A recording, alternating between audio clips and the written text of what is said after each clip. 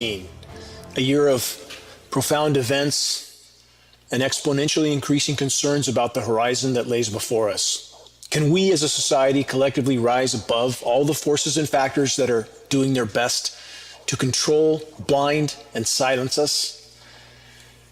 And about silencing us, I've repeatedly pointed out that Google has recently completely deleted the geoengineeringwatch.org website from a Google search on the geoengineering term. To clarify again, under the geoengineering term. Searching our actual website name will of course still lead to our website, but people that are new to this subject don't know the website name. They're simply searching the term and now they can't find a source of data to expose the climate engineering insanity and the cover-up. Certainly, Geoengineering Watch is only one of many sites and sources that are being censored on many critical subjects. The Bing search engine does not seem to be censoring yet. DuckDuckGo also seems to be honestly reporting search results. They should be used and not Google. More on truly unbelievable censorship. Listen to this. Geoengineeringwatch.org has established communications with an attorney in Florida that was disbarred because of his attempts to discuss climate engineering and 9/11. This attorney said this, and I quote, "Two attorneys sought to have me ordered into psychological evaluation following my correspondence with the Florida Department of Environmental Protection in 2013 regarding chemtrails, aka geoengineering, in Florida. The medical doctor they sent to me was named George N. Northrup from Tampa, Florida, who determined that my, quote, rants over chemtrails, aka climate engineering, and 9/11 roved, in his opinion, that I lacked the requisite mental competency to practice law. I have been a member of Lawyers for 9/11 Truth since 2008.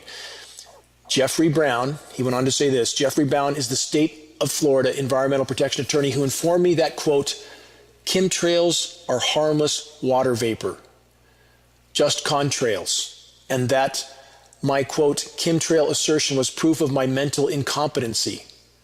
David, the attorney in question, was subsequently disbarred from practicing law in Florida.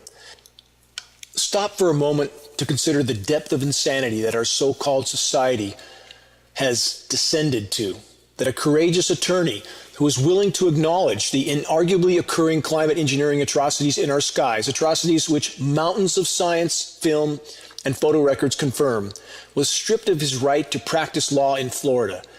This attorney has informed geoengineeringwatch.org and our attorneys that what happened to him is business as usual in Florida, in Florida's so-called legal system.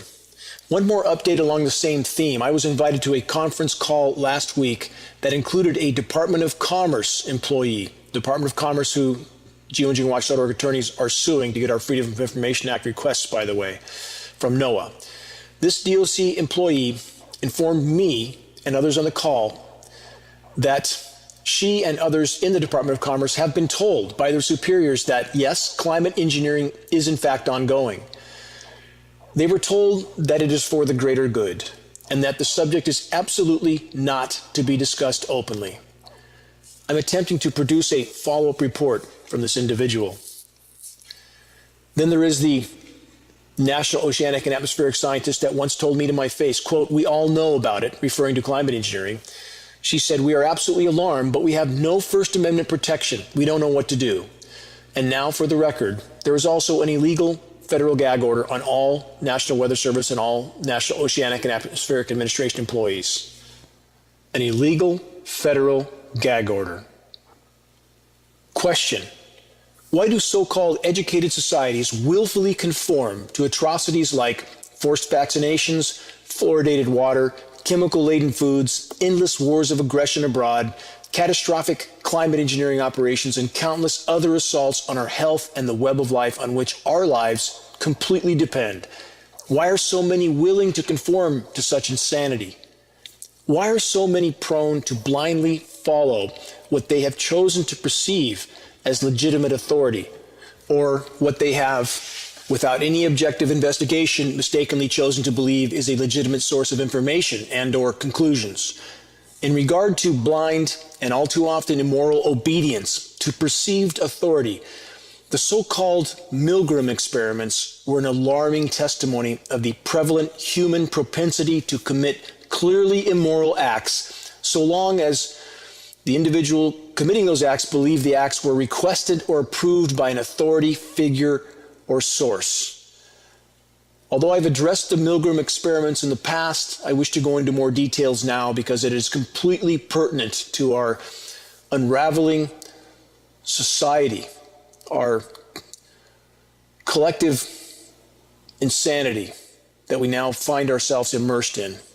Consider this Wikipedia report from the Milgram experiments. The Milgram experiment on obedience to authority figures, conducted in the early 1960s, was a series of social psychological experiments conducted by Yale University psychologist Stanley Milgram.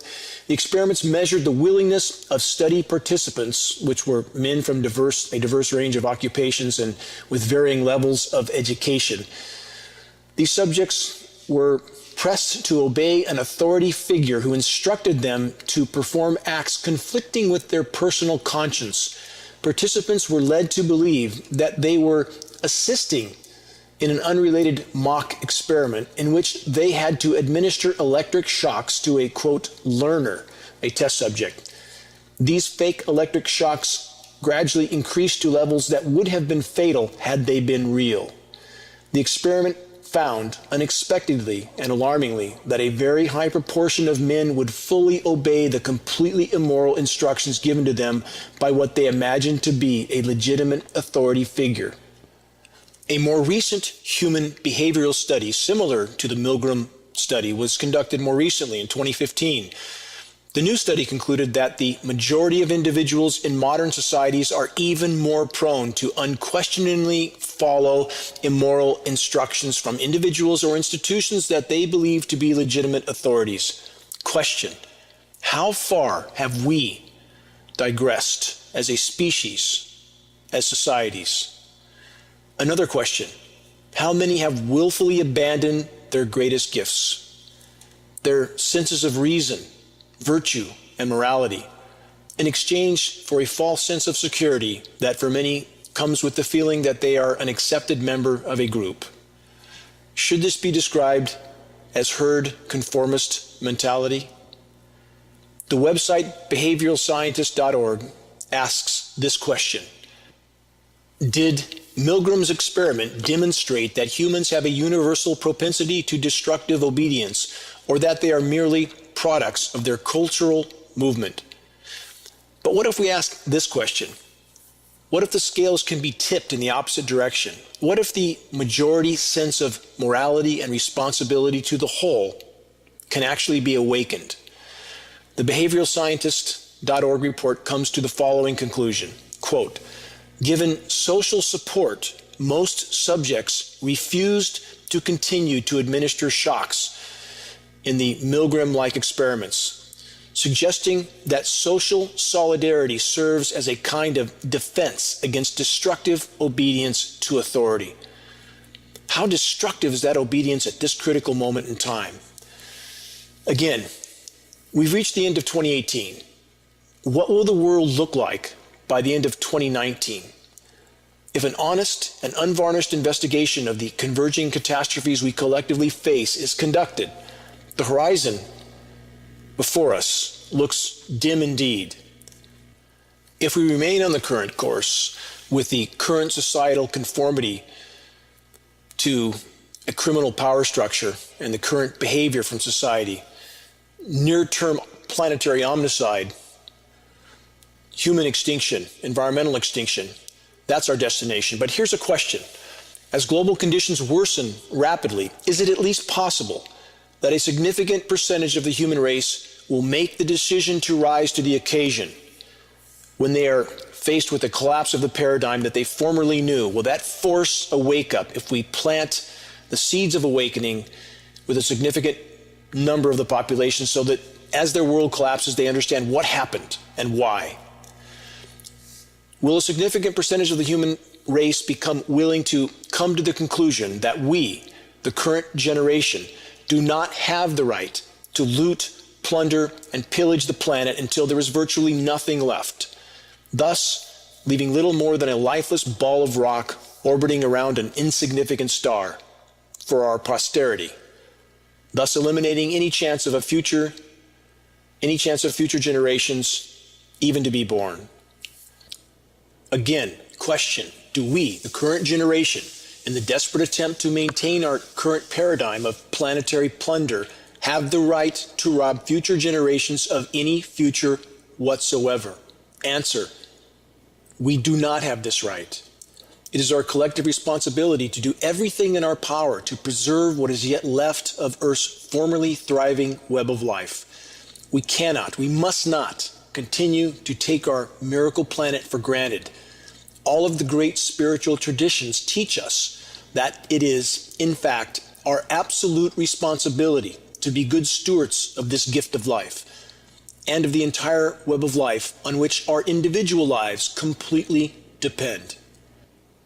During the last 15 years, I have spent struggling forward in this battle to expose what is unfolding on our planet and to halt the climate engineering insanity. I have often pondered what good I might have been able to do if I had only been completely aware of what was unfolding a decade or two earlier than I became aware of it. But what I have had to face is that even if I and others had attempted to sound the alarm 10 or 20 years earlier than we did, the unfortunate fact is that most are unwilling to face reality until that reality is directly impacting them, directly affecting their lives. But that time is, in fact, now. And let me stop there for a moment to consider, even if our lives were undisturbed and carrying on as we wanted them to be, if we knew that others around the world were suffering horrifically, and in fact, in so many cases, countries that have had their resources stripped from them by our massive military in the name of, quote, American interests, if we knew people were suffering in other countries for that reason or any reason, how could we carry on about our lives as if that wasn't going on? Wouldn't we still have a responsibility to do everything we could to ease that suffering, not just from people, but from wildlife, from the web of life, again, on which all of our lives depend? We do have such a responsibility. And we here in America have been so incredibly shielded from so many dire realities abroad.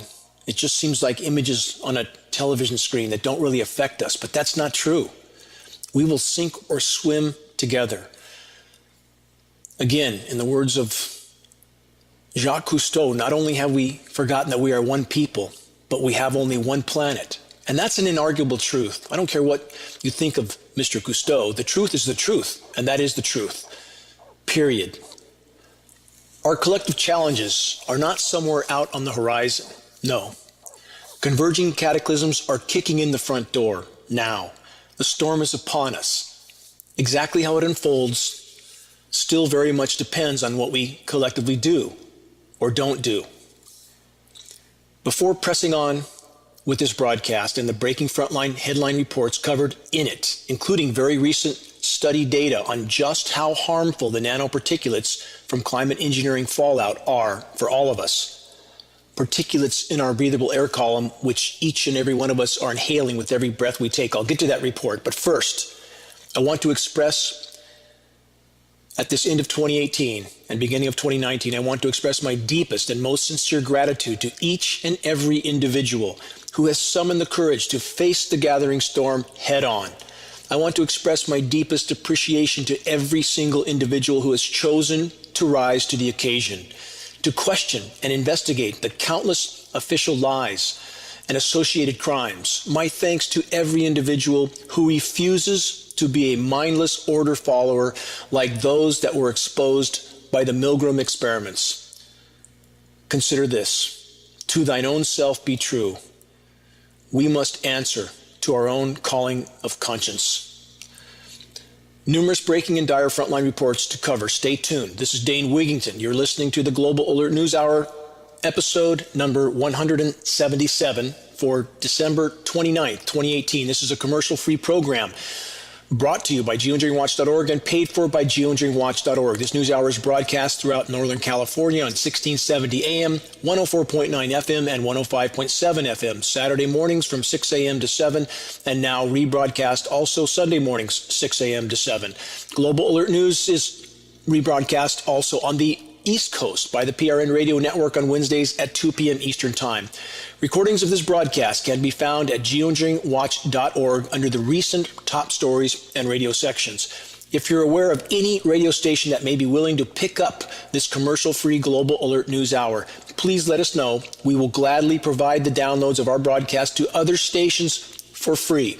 We only wish to sound the alarm as rapidly as possible. That is our only goal. As always, this announcement, if you're in the Reading area, free geoengineeringwatch.org informational materials can be picked up from Orchard Nutrition. For those not in the Reading area, the latest Geoengineering Watch awareness-raising materials can be ordered from the homepage